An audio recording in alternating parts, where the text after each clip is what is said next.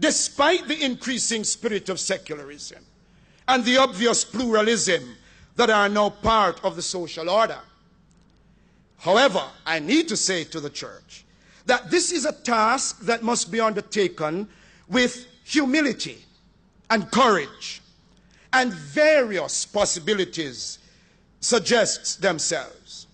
As I speak to the church and those who belong to the church, one, there is a service to be rendered simply by keeping before the society's attention the necessity of morality for the whole community.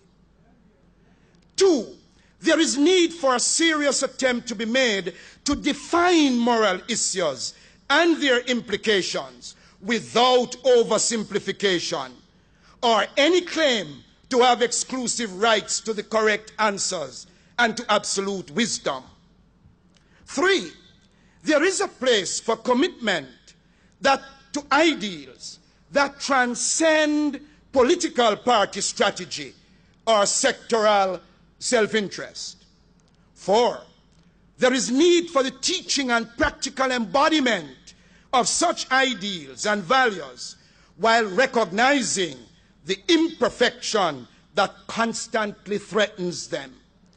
These are all roles that the church can play in the society in terms of moral education, and when moral education is given its rightful place. The home, an overburdened and vulnerable institution, vulnerable to the very weaknesses of the society, which is said to depend on it so much. It is also a significant place for moral education. And I say this with the awareness that home and family in our society have peculiar problems, some of which are of a historical and socio-cultural nature. And while this in itself must become part of the moral challenge that we must address, I still think that the home can provide a framework for some form of moral education. If you ask me, in what way can the home provide this? Let me name some things that suggest themselves to me. I believe that the home provides the best framework, at least for a basic understanding of what it means to live in community. Two, I believe that the home provides a framework for inculcating values that lead to the appreciation of the human person. Three, I think the home provides the framework for introducing moral skills such as simple decision making and for presenting ongoing opportunities for family members to fulfill their potential. All of this will, of course, take place in more or less sophisticated ways and with the support of other groups, including civic and community organizations. The latter have their own roles in the moral education process as they seek to make their contribution to community development. I am tempted, and I shall not pass. I need to say a word about the media. The media, both print and electronic, are worth a thought at this point. Critics of the media, and especially of television, may very well exaggerate their negative moral influence. However, the opposite claim of moral neutrality, often made on behalf of the media, especially by the media themselves, may be a stronger claim in theory than in practice. If it is argued that the media are means rather than ends, or that they reflect what happens rather than create what happens, and therefore in themselves exert no moral influence, then there are two things I would like to say in passing. First, there are occasions when it seems that the media are more than a means, such as when they create what are known as media events, or when they create media personalities. Such events are the media's own projections, measured solely by their impact. This capacity must be of some significance in terms of at least potential moral influence, for good or for ill. Without some positive effort, it can be more for ill than for good. Secondly, in playing the role, the terms on which they do this, whether directly or indirectly, they share in the educational process. Morality cannot be totally divorced from this. My friends, may I suggest that a telltale sign of the necessity for morality is what I would call the absence of public moral accountability. Unfortunately, it seems almost impossible for the most honest persons to become engaged in political activity without coming under suspicion. The whole administrative structure, including the public service, tends to be tainted. Mistrust, suspicion, cynicism become the standard reaction in our society. And this tends to happen where there is a moral vacuum. Even if it is worse elsewhere, it matters little. The effects here are bad for everyone. With the political culture itself becoming so directly identified with corruption and its attendant misdemeanors, it has not taken much for the politicians to become scapegoats for all the ills and consequences of malpractices of a political nature, of a public nature. And politicians themselves are guilty of doing this in the partisan political charges and countercharges which they trade. Yet such things are not always necessarily attributable to the political culture or to it alone. One of the things that we can say about our community now is that the business ethos is coming under greater and greater scrutiny, and it is also betraying features of the empty shrine at the center. Materialism and pragmatism are controlling factors. What is good is what works to achieve desired ends. Such ends being entirely materialistic, probably profits. Economic values are ultimate values.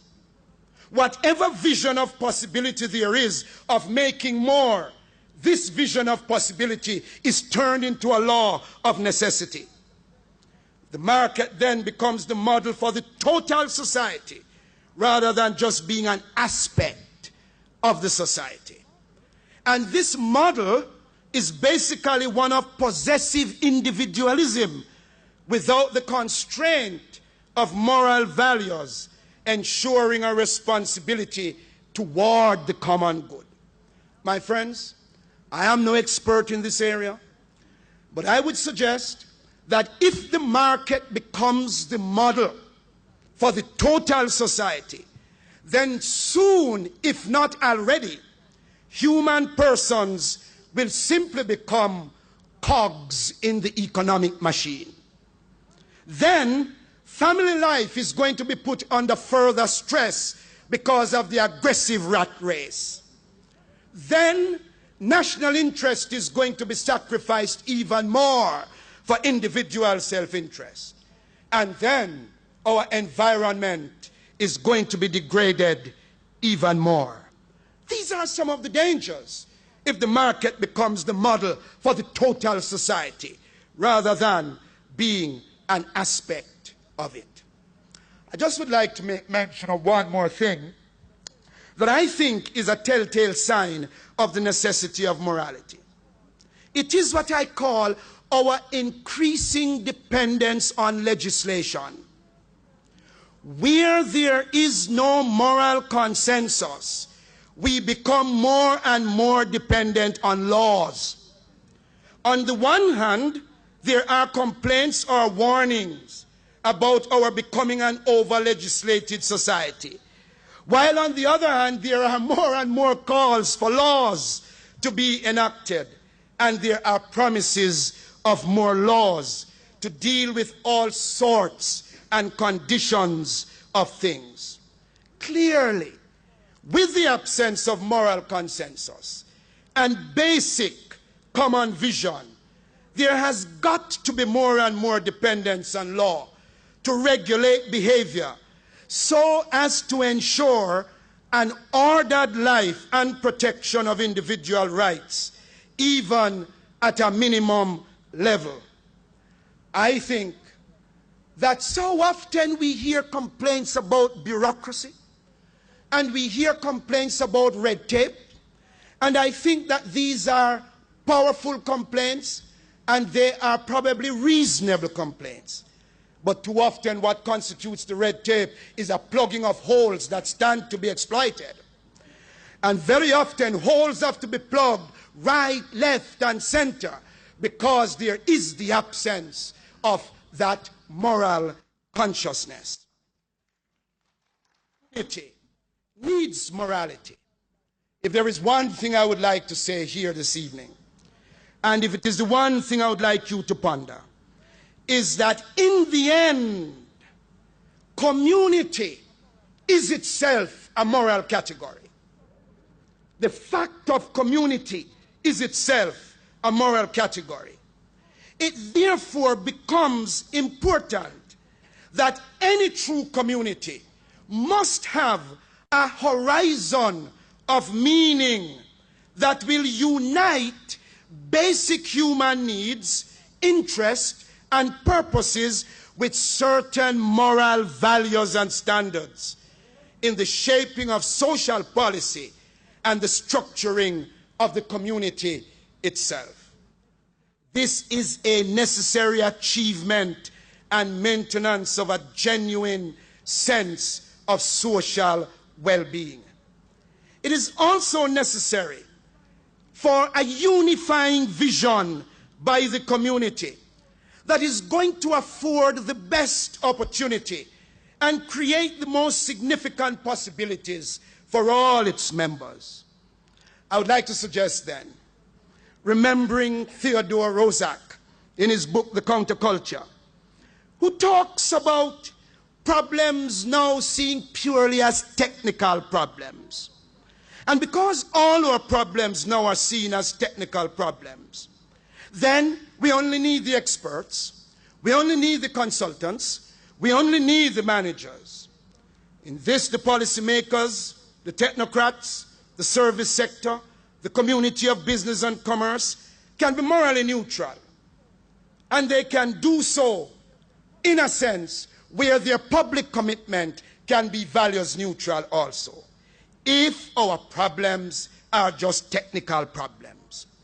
The unifying moral vision ought to bear direct relevance for us, for the good of society. I address you, my friends. I ask you, what kind of society are we currently shaping in Jamaica? Can you name it? What kind of society all of us are here currently shaping in this country? Let's name it. Have we given serious thought to this? What kind of society do we want? What kind of society do we desire? What kind of society are we asking for as far as we are concerned? Well, let me venture an answer. If we should read anything from the dominant values that now seem to be determinative of our priorities, it would seem to be simply a materialistic, individualistic society. That is what we now have on hand. And a materialistic, individualistic society throws up inevitable greed. disparities and inequities, domination and dependence, structural disadvantages and dislocations.